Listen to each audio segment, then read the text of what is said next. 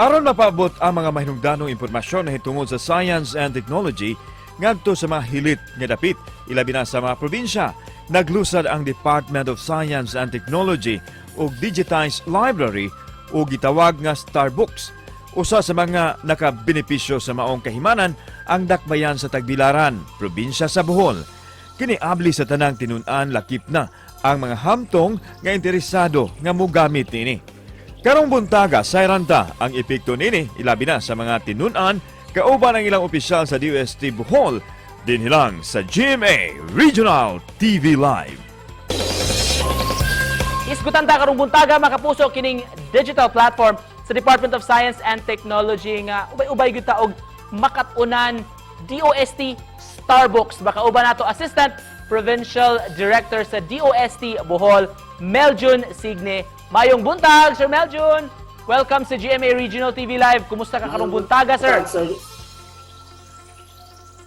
Mayong buntag, Sir Nico. Daghang salamat, Sir Meljun, sir, for joining us this morning. Unsa maning DOST Starbooks, sir, ug ngano maning lusad man ni sa atong departamento? Ang atong Starbooks, sir, acronym ni siya sa atong gitawag og Science and Technology Academic and Research-Based Openly Operated Kiosk.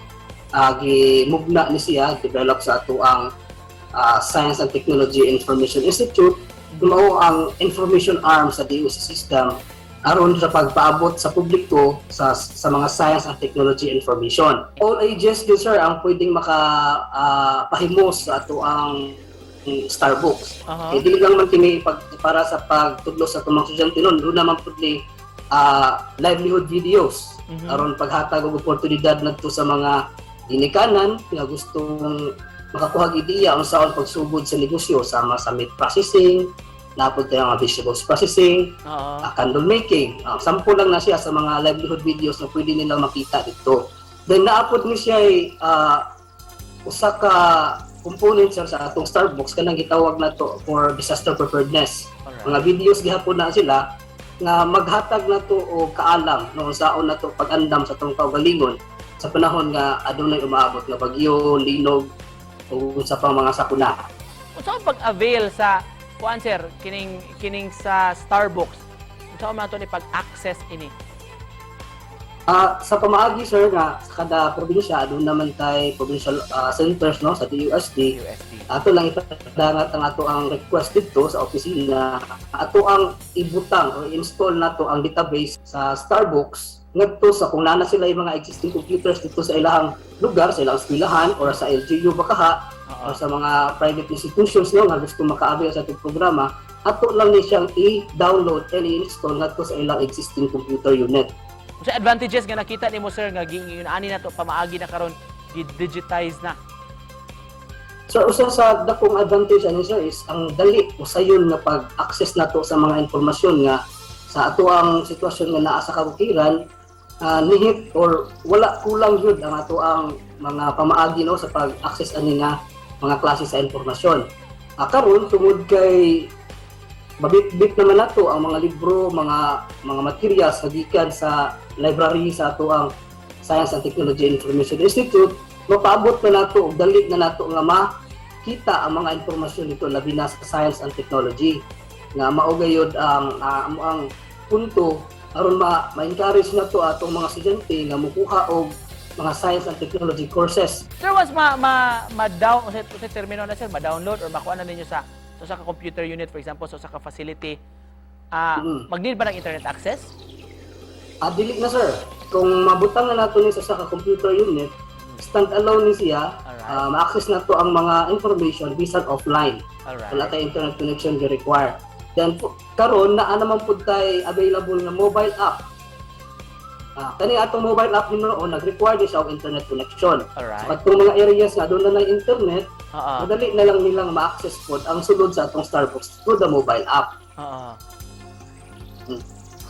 Nindot sa sir na maingon ta nga posible nimo ni pang regalo karong panahon sa Pasko, mag-introduce nimo sa usa ka batan-on nga maingon tag science lover. Pero unsa ko ni mahitabo, yes, Sir Meljun, sa mga maingon tang dili kayo techie nga mga estudyante?